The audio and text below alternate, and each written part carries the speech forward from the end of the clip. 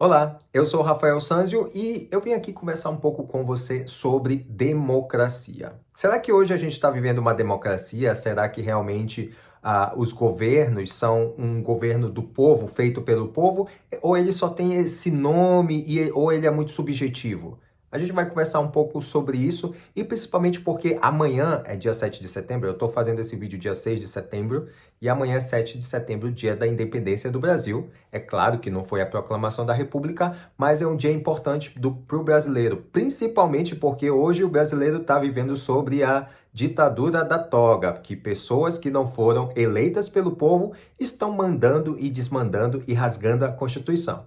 E é por isso que você tem que sair amanhã, dia 7 de setembro, para aproveitar mesmo e lutar pelos seus direitos. Até porque essa democracia aparente que está sendo vivida no Brasil, ela na verdade nunca realmente foi democracia. Até porque ela foi meio que manipulada através de emissoras de TV, como a Globo, entre outras que recebiam muito dinheiro para fazer você ficar caladinho aí no seu canto. Bom, primeiro a gente precisa entender de onde vem esses conceitos de democracia totalitária. Nesse livro aqui, o Jacob Talmon, que ele era da Universidade de Jerusalém, se eu não me engano, ele escreveu esse livro fazendo um comparativo entre os jacobinos e o stalinismo. Quem conhece história sabe que os jacobinos eles tiveram um papel primordial lá na Revolução Francesa sob o comando de Robespierre.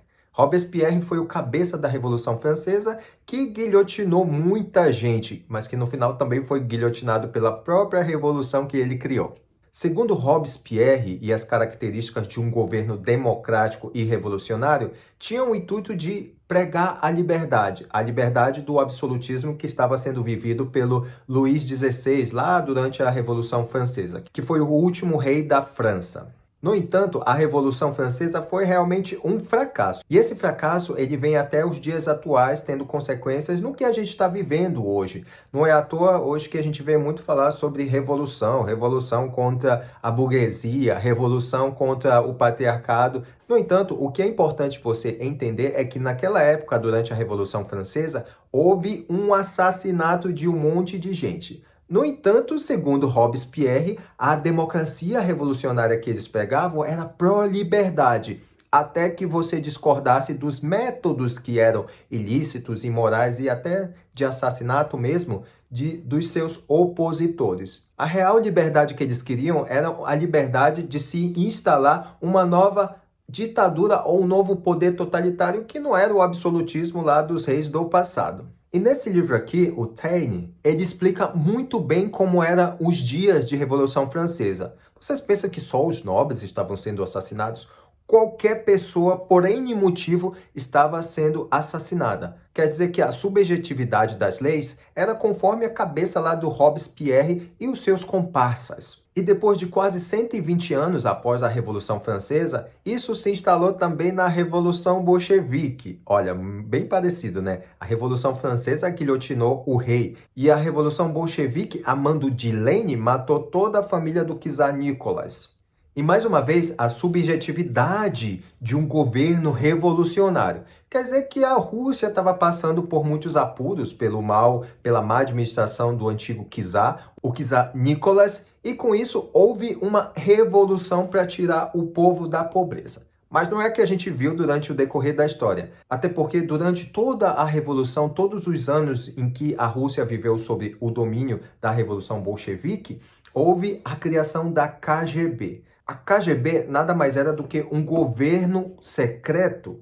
Bom, mas isso é teoria da conspiração. Não, não é teoria da conspiração. A KGB, para você ter ideia, ela tinha 500 mil agentes só dentro da Rússia e mais de 5 milhões ao redor do mundo contribuindo para o seu projeto de poder. E vocês acham que o projeto de poder soviético não chegou ao Brasil também ou na América Latina? Só vocês estudarem um pouco sobre a teologia da libertação. Mas o que é importante ressaltar diante de tudo isso é que a democracia ela depende realmente de quem está no poder e o que realmente essas pessoas que estão no poder querem. O Brasil, por exemplo, ele viveu por muito tempo por décadas embaixo desse ideal de Gramsci, com a esquerda dominando tudo, inclusive dentro das universidades.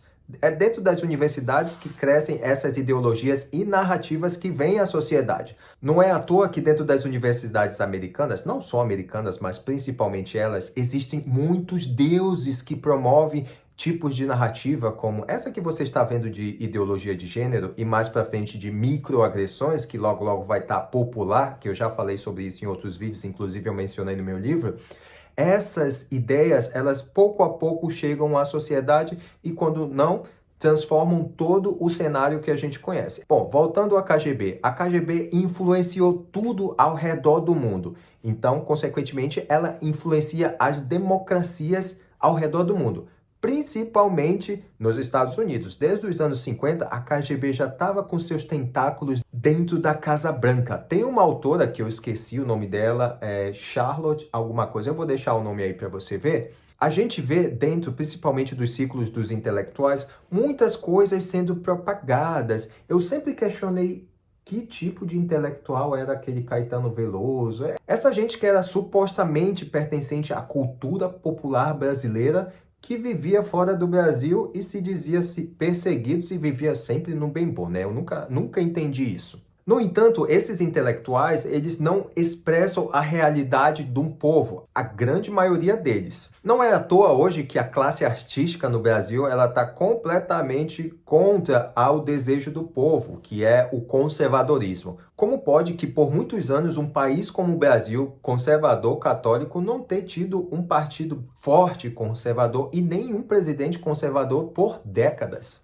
E aí é preciso que você perceba que a democracia ela é muito subjetiva para essa gente. Não é à toa que você tem visto o Alexandre de Moraes, o Fachin, o Barroso, sempre relativizando as leis e a Constituição conforme o seu desejo. Isso tem uma resposta. Eu recordo que em um congresso, eu acho que nos anos 90, eu não estava lá, mas eu tomei nota sobre isso assistindo alguns documentários e vídeo, que a Fundação Rockefeller agradeceu à imprensa e os círculos de intelectuais que não mencionou de forma incisiva a participação deles em todos os âmbitos políticos ao redor do mundo. Novamente, a democracia depende de quem está influenciando e quem está pagando. No entanto, existem muitos governos e pensadores que agem diferente e independente. Na minha opinião, eu acho que isso que tem acontecido um pouco no Brasil. Infelizmente, as coisas não são realmente como tem que ser, né? A vontade do povo, a luta por direitos para todos. No entanto, a democracia vigente de certos grupos políticos só enfatiza o interesse deles. É muito fácil se instalar uma ditadura quando a gente desarma o povo. Não foi eu que disse isso, hein? Foi a Hannah Arendt e o Talmud em suas obras. Bom, e existem tantos outros fatores hoje no mundo atual que a gente vive que pode influenciar a democracia. Uma delas hoje são as redes sociais através das Big Techs. Mas o povo ainda pode mudar isso. Eu vejo muitos evangélicos, muita gente de fé dizendo, que quer queira ou quer não, o mal vai vir. No entanto, eles esquecem que na Bíblia, em muitas situações, quando o povo orava, a ira de Deus ou a ira do mal, ela era afastada do povo, porque tudo que a gente vive é consequências das decisões do passado das nossas gerações. Lembra, até não sei quantas gerações nós seremos afetados pelos pecados? Não é maldição isso não, isso são consequências das decisões que os nossos antepassados fizeram. E é por isso que amanhã, dia 7 de setembro, eu estou gravando isso dia 6, lembrando, amanhã, dia 7 de setembro de 2022, faz-se necessário que você vá às ruas e lute pelos seus direitos, porque por muito pouco no passado, a Suprema Corte ela foi dissolvida. Eu não estou pregando que a Suprema Corte seja dissolvida antes que alguém me acuse de algo, mas sim que a Suprema Corte honre o seu papel. E não é isso que estamos vendo. Por exemplo, se você trabalha para alguém e você não cumpre o seu dever profissional, o que acontece com você? Você é demitido, né? Tá na hora do povo repensar, já que o poder emana do povo, tá na hora do povo exercer o seu papel realmente e exigir que a Constituição e as leis sejam cumpridas. Não é porque existem os supremos juízes na Suprema Corte, porque isso já virou clichê, não é porque eles estão lá que eles podem fazer o que bem entendem. Eles não podem fazer o que bem entendem. Eles têm que honrar a Constituição, tá bom? Então, tome cuidado enquanto você vai protestar, porque você sabe que o movimento revolucionário encontra várias formas de culpar e eles são capazes de tudo. Lembra o que Stalin fez no passado? Exatamente. Eles são capazes de tudo para prejudicar e voltar ao poder. Mas, relembrando, o povo tem o poder, tá bom? Siga esse canal, compartilha e tchau!